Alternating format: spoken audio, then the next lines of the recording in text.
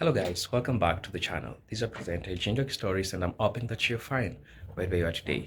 Now in today's video I'm going to be talking about something that I feel like it's so important for us to talk about.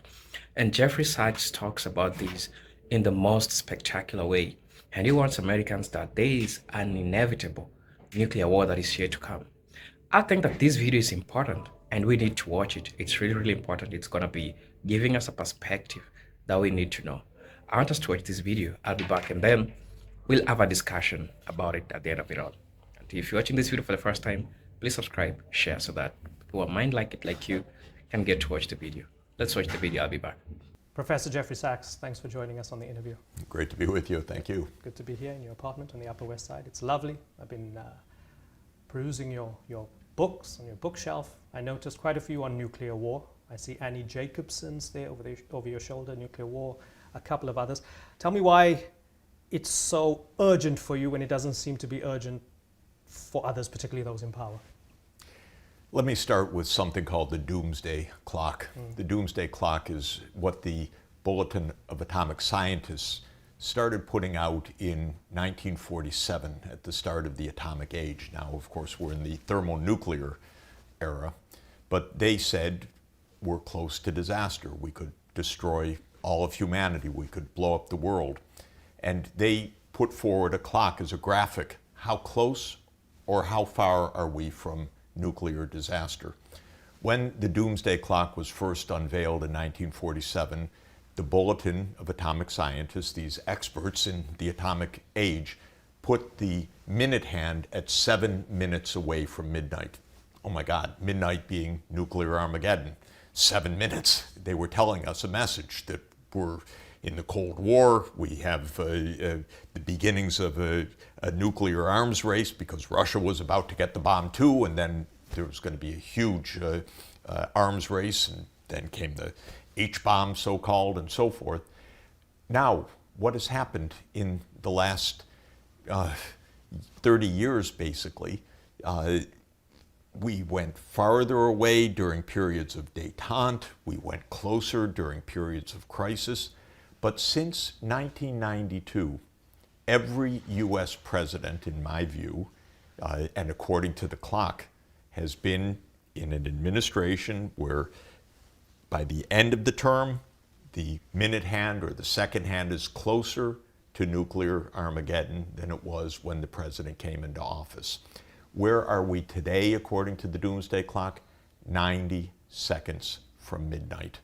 This means, according to this expert view, with which I concur, we are closer to nuclear war than we have ever been in human history. You mentioned Annie Jacobson's book, Nuclear War, a Scenario. This is a short book about a short war. It takes about 2 hours for the world to end in this technical scenario that this superb reporter lays out meticulously, second by second. She interviewed all the atomic scientists that would talk on the record. She interviewed former Pentagon officials, former CIA officials, and so forth. What are the plans? What are the plans for fighting a nuclear war? What is known? What could happen? And in her terrifying book, and by the way, I listened to it as an audiobook with her narrating it in this meticulous clip language. The world comes to an end in 2 hours.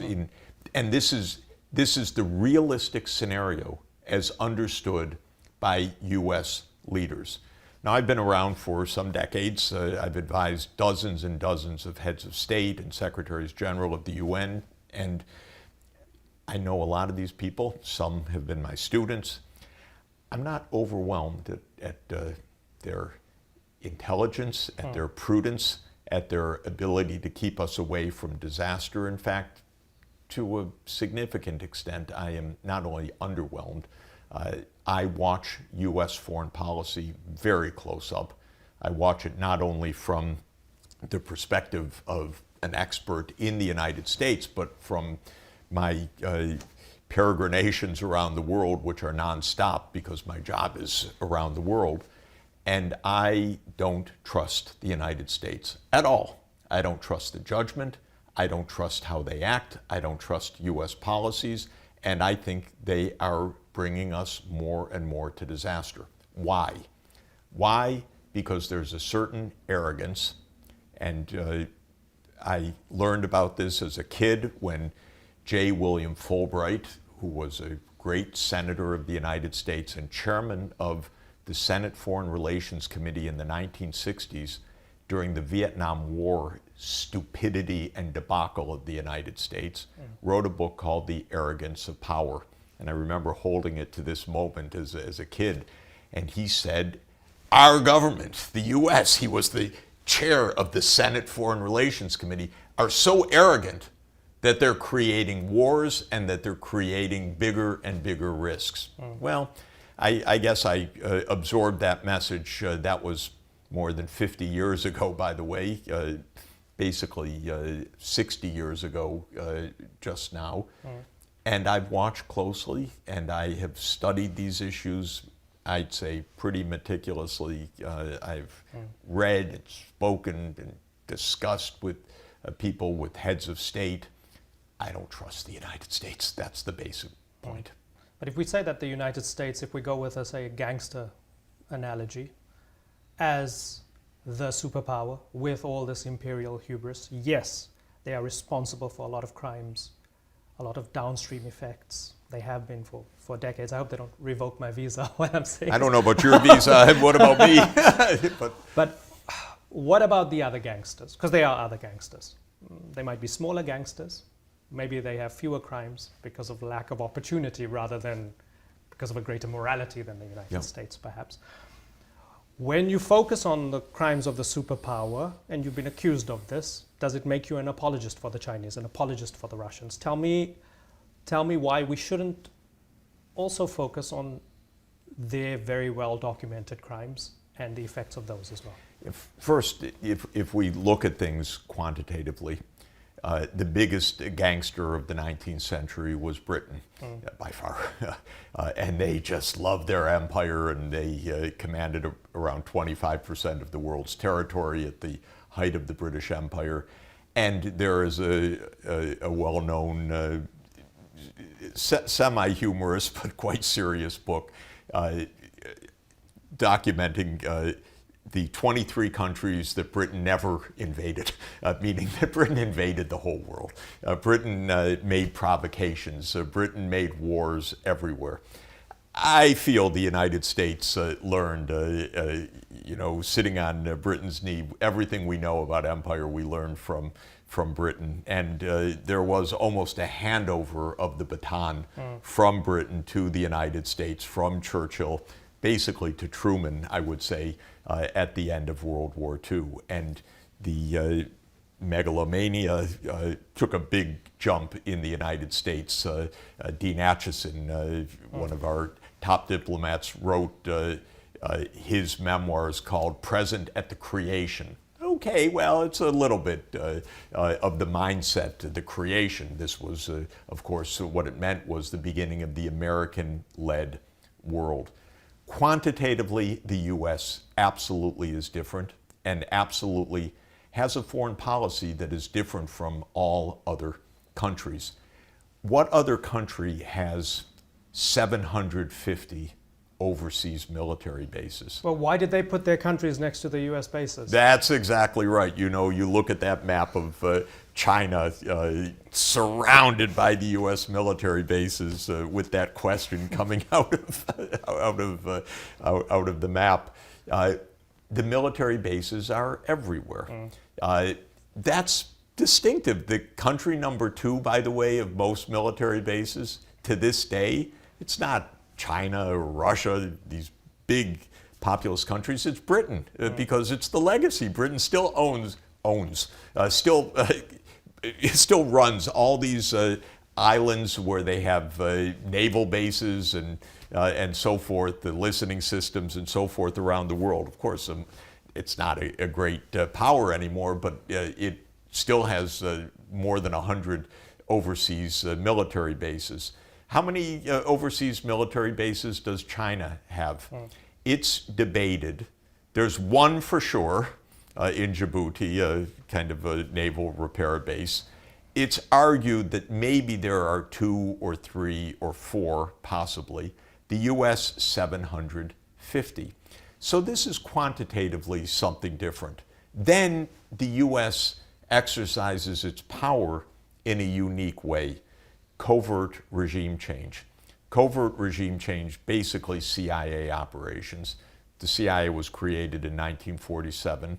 There's an excellent book by a scholar named Lindsay O'Rourke at Boston College, 2017. She's a student of our great political scientist John Mearsheimer, and she counts 64 covert regime change operations between 1947 and 1989. She stops at the end of the purported end of the Cold War. We now know it never ended, but she stops in 1989 because she says, I can get the documentary record till then. I happen to know firsthand many others, and we know of many others since then. What other country does that at this scale? It's unbelievable. But can't two things be true at the same time? So we can say that the CIA helped overthrow the Shah, for example, in Iran, but that doesn't mean... But by the way, one thing that's interesting, if I could just say about it, these are covert regime change operations. A little weird. Of course, the regime change is obvious. Of course, the moment it happens, everyone says the United States. So what's covert about it? What's covert about it is the United States said, no, we didn't do it. Yeah, no responsibility. We didn't do it. And then everyone looks around to, well, we're pretty sure you did it, but we can't say you did it. We can't prove you did it. Or even if you can prove you did it, we better not say you did it. So there's nothing really covert about it. Sometimes it's so absurd. It's so tragic. I'll give you an example. There was a president of Haiti that I liked. Aristide. He said to me in 2001, as I was in his office in Port-au-Prince, Haiti, Jeff, they're going to get me. I'm always a little naive. So I said, no, Mr. President, they're not going to get you, and I'm going to help you, and everything's going to be fine. And then in 2002, 2003, you wash the Bush administration. No IMF loans for Haiti, no World Bank loans for Haiti. Turn off the Inter-American Development Bank. This is the way you start tightening. Add sanctions, squeeze the finances. Then the economy's cratering, but he stays in power. He's got a strong base, political base. One day, literally, the U.S. ambassador walks to his house and says, I need to save your life because otherwise your life is at risk. There's an insurrection underway, so come with me. And they guide him to an unmarked plane, no tail markings, and they put him in the plane, and 23 hours later, he's in the Central African Republic. Okay, so there's a coup in broad daylight, and I called the New York Times reporter, and I said, could you cover this? The U.S. just overthrew the Haitian government. The reporter on the beat said, Jeff, my editor's not interested in it. So this is a game, and it's a very, very serious game, and it's getting us closer and closer to annihilation. Because Haiti is one thing, Ukraine is another thing. Right. In Ukraine, we know in late January 2014, you have Victoria Nuland, now my colleague at Columbia University, on the phone with the U.S. ambassador to Ukraine, Jeffrey Piat, who is still a senior State Department official. Okay, who's the new government gonna be? Yeah, maybe Klitsch. No, not Klitsch. He should stay out. I think Yatsenuk, he's the guy. They discuss who they're going to put in for the new government. And on February 22nd, a few weeks later, it's Yatsenuk. He becomes the new prime minister. The U.S. is part of yet another coup. Is this, and by the way, that's the start of the Ukraine war. That's literally the start of the Ukraine war. The war didn't start in February 2022, it started in 2014. But there's still thousands of Ukrainians who say we had very legitimate reasons to go to Maidan against Yanukovych. We were there because we Yeah. We didn't like our guy. That's correct. So the point being that two things could be true at the same time, right? Yeah, but my view is that the United States should have nothing to do Right. with overthrowing another government, period. And if you're overthrowing another government because you have a plan to put your military in that country, which is the U.S. plan since 1994, it raises the stakes a little more. And if you're putting in the military base next to the other nuclear superpower, you might say, not the best idea. Right. If you do that knowing, as I do, how many senior diplomats told the politicians, don't do that. Don't do that. This could be disaster. This could lead to war. And not just run-of-the-mill people. I'm talking about George Kennan saying this in 1997, in 1998, that this could be the most consequential disaster. Jack Matlock, who was U.S. ambassador to the Soviet Union. Bill Perry, who was Bill Clinton's Secretary of Defense. I know these people. And they know, do not overthrow a Ukrainian government so that you can move NATO forward and expect you're going to have a good outcome. So that's why I say, I don't trust the Americans. Right. No, and that's very clear. I want to come back to this through Netanyahu and Israel. Okay. Do you want him to face accountability for the crimes in Gaza, the bombing, the slaughter of thousands of people? Of course. And it is brave and right of the International Criminal Court to have indicted him. Absolutely. And do you see him as an extension of U.S. policy in the region? No. I see the U.S. as an extension of Netanyahu policy. You're lucky you're Jewish. They'd call you an anti-Semite. Well, they can call me anything they want, but I can tell you the truth. Okay. And I'll tell you the truth, by the way. Go ahead. The truth is that Netanyahu said in 1996, in a book which I recently reread called Fighting Terrorism, he laid out the whole plan. And this is, by the way, quite interesting. It's just advice to any listeners. Usually when there are terrible plans, they don't hide them. Hitler wrote Mein Kampf. And I'm not meaning to make simplistic comparisons. I'm just making the point that people say what they're going to do. Right. And in a different sphere, and again, please don't misunderstand, because every time you say one, then it's a kerfuffle that people misunderstand. But Netanyahu wrote in 1996 his plan for how he was going to make Israel safe. Brzezinski wrote in 1997 a different book called The Grand Chessboard of how he was going to make the United States the world's unipolar power. So they write the story, and you can go back and evaluate. Did they know what they're talking about? Are they full of BS? Did they cause a lot of trouble? So just on 2 points, Brzezinski in 1997 says the U.S. can expand NATO. Russia will have no choice but to accede. What's Russia going to do? Is it going to become an ally of China? No way, says Brzezinski. Okay, interesting. Didn't quite get that one right, Zbig. So that's one idea. Right. Netanyahu has a different idea, and it's coherent, but it's kind of madness. His idea is, we captured the Palestinian lands in 1967, and we're never going to give them back. There are really two schools of thought in Israel of the extremists. I don't think Netanyahu, I don't know what his religious views are. Actually, I don't care. But anyway, he says, I'm not going to give it back because it would be unsafe for Israel to give it back. So we're just going to rule over the Palestinians. There's a second take which says, we're not going to give it back because God in the year 700 BC or in the year 1000 BC, but written in a book, the book of Joshua in the year 700 BC, told us it's ours. And there are people that absolutely believe that as well.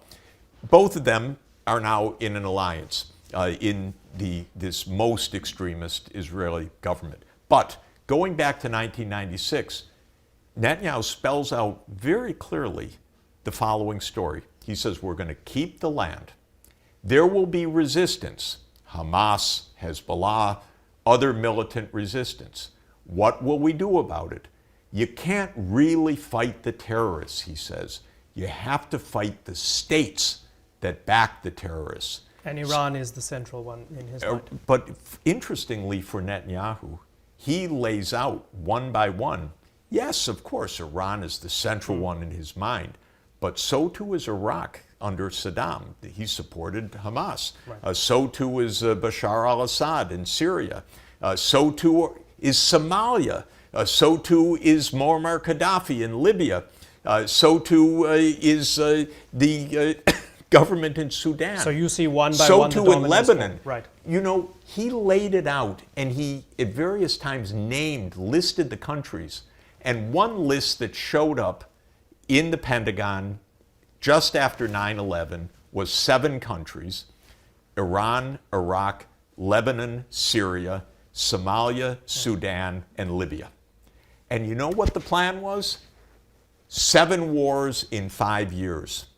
And is this the U.S. using Israel? No, no, no. This is Israel using the U.S. as if our military is in their hands, which in effect it is. You take Wolfowitz and you take Feith and you take these neocons and you take Netanyahu. They game planned the whole thing out. Well, I regard Netanyahu as having been our greatest disastrous president of the 21st century because he ran American foreign policy for 20 years and he cost us trillions of dollars. And where is the Middle East today? War in Syria, war in Lebanon, war in Palestine, unrest in Iraq, the war in Yemen, chaos in Sudan, chaos in Somalia, chaos in Libya. Great job, Bibi. You did a terrific job. So this is, to my mind, what this is all about. These people have ideas. These ideas are absolutely dangerous. And we're running out of time, so I want to keep this brief. But you're not willing to accept Netanyahu's justification for what he's doing in Gaza. You're not willing to accept that he's fighting Hamas and he's fighting terrorism. By the way, what I believe in since Resolution 242 in the fall of 1967 is a state of Palestine living aside a state of Israel. So you want a two-state solution. Yep. You're not willing to take Netanyahu's justifications for massacres and war crimes, possibly even genocide. Why does it seem as if you're willing to take the justifications of Putin vis-a-vis Ukraine, of because China, I know what China and Xinjiang and the Uyghurs, of Bashar al-Assad saying he's fighting terrorism while he's barrel bombing Syrian people? Why are you so partial to their justification but not Netanyahu's? First of all, because I know that most of these things, like Xinjiang, is Western blah, blah, blah, blah, blah narrative. But what do you mean by that? What I mean by that is that there are tens of thousands of people being slaughtered in Gaza, and there is not even one story about murders in Xinjiang. But you'd accept some bad things are happening. It could be bad things, but to call that a genocide and to be making an actual genocide in Gaza is a game of Western narratives. You take our current story in the United States of China, the war like China. How many wars has China been in the last 40 years? Let me count them. That would be 0, not one war in 40 years. When was the most recent war that China was in? January 16 to February 16, 1979. 1 month in a conflict with Vietnam, which had to do actually with Vietnam having overthrown a government in Cambodia. Okay, 1 month. We are not at dire risk from China. China is not mass murdering its population. But we are gearing up in the United States for war with China. Why? Well, once again, people actually wrote why. You have to know where to look, but if you look at the Council on Foreign Relations, an article by a former colleague of mine, Robert Blackwell and Ashley Tellis, in 2015, they say that China has become so powerful that it threatens American primacy. And China's rise is no longer in America's interest. And so you watch this mentality in the U.S. go into effect. Suddenly, because China's economically successful, they're not just economically successful, they're the enemy. Right. So everything becomes rhetoric. In the case of Ukraine, which I have followed from 1990 as advisor not only to Mikhail Gorbachev and advisor to Yeltsin, but also advisor to President Leonid Kuchma of Ukraine. I was advising the Ukrainian government in 1994. I'm not against Ukraine in any way. I'm against using Ukraine and Ukrainians being slaughtered by the hundreds of thousands because the United States wants to move another piece on the board to have its military bases on the border of Russia. And why, by the way? Because again, there's a whole telltale line of reasoning. Just like the Soviet Union broke up, we can induce Russia to break up along ethnic lines. This is a meme of Washington. These people are out of their minds to be provoking us towards nuclear war this way. Hello guys, welcome back to the channel. Help me to think about this, because honestly I agree with Jeffrey Sachs for everything he says, because look, you cannot trust this country depending on the decisions that they make at the end of all this. And there are a couple of reasons that raises this concern. First, when you talk about the US-Russia conflict over Ukraine, the war in Ukraine has escalated into proxy war between NATO and Russia. The West keeps sending weapons and Russia sees this as direct aggression. If NATO troops get officially involved, the risk of nuclear escalation rises. And I think this is just normal. And I think he's right in his perspective about what he says in regards to this. Sorry about that. Another thing that I came to notice, or I came to realize, is that Jeffrey Sachs' warning is so inevitable that the nuclear war is a serious claim. But we could say that, but it's not without justification. The global geopolitical landscape is becoming increasingly unstable, with major powers locked in escalating conflicts that leave little room for diplomacy.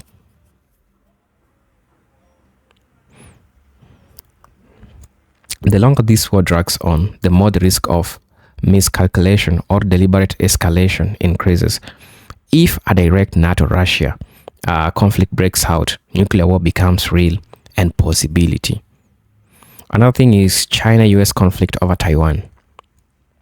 China considers Taiwan as part of its territory and has repeatedly warned that it will use military force if necessary to bring the island under its control. The US, however, is increasing military aid to Taiwan, sending weapons and conducting joint military exercises. Recently, the Biden administration, right now we're having the Trump administration, but the Biden administration, which just left power, has signaled multiple times that the US would intervene militarily if China invades. And if a war breaks out, China could attack US military bases in Pacific, forcing the US into a full-scale war. This could lead to a nuclear showdown if one side feels is losing and decided to escalate. And I think from what Jeffrey Sachs is trying to say, it's inevitable. It's being seen in the face of the United States. They're already feeling that the other countries are way ahead. And what really proves that? What proves that is what happened recently. Look, when the United States banned TikTok, people went to Rednote. Rednote, is a Chinese app. When people were trying to learn the life of Chinese, they saw the living standards of those people. They saw their medical education, and they saw that these people are way ahead of us, right? And this itself showed or proved how American itself is afraid. And America always have an illusion of always trying to prove to you that they are great. Well, doesn't turn out to be the truth, but that's what really happens. Now, the collapse of nuclear arms control treaties. Let's take it back during Cold War. During the Cold War, arms control treaties helped prevent nuclear war, but the past few years, these agreements have been falling apart. The anti-ballistic missile, the ABM treaty, US withdrew in 2002. Also, the intermediate range nuclear force, the INF treaty, the US withdrew 2019. Also, the Open Skies treaty, the US withdrew in 2020. The New START treaty, Russia recently suspended participation. So what does this show to you? With no diplomatic agreements to limit nuclear weapons, both sides are expanding their arsenals. The US is modernizing its nukes, Russia is developing hypersonic missiles, and China is rapidly increasing its nuclear stockpile. A new arms race is underway, and the more weapons that exist, the higher the chance of their use. Talking about the fall or the decline of diplomacy and rise of confrontation. Sachs has long criticized the US foreign policy for rejecting diplomacy in favor of military confrontation. The Biden administration has refused to engage in serious negotiations with Russia, instead pushing for a total Russian defeat. In case of China, Washington keeps increasing sanctions and military pressure rather than seeking a diplomatic resolution over Taiwan. The Western media portrays every conflict as a battle of good versus evil, making compromise nearly impossible. Now, the refusal to negotiate increases the risk of war because it leaves world leaders with fewer options other than military escalation. The fifth thing is economic warfare and destabilization. Beyond military tensions, economic conflicts are also pushing the world towards disaster. We have to agree to this. The US has weaponized the global financial system by freezing Russian assets and pushing for sanctions on China. Also, BRICS nations, that's Brazil, Russia, India, China, and South Africa, are now working on alternative financial system to bypass the US control. And I think this is working so perfectly.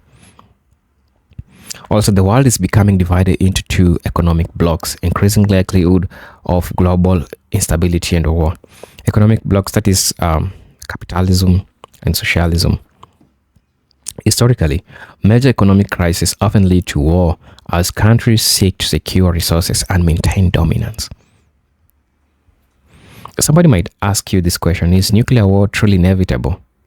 As Sachs suggests, looking at the current thing, we can't say that it's inevitable, but there are high chances of this happening. We have to agree on that. So, my last point, I don't think this is just fear-mongering, but this is true. Jeffrey Sachs' warning is not just fear-mongering, it is based on real geopolitical trends.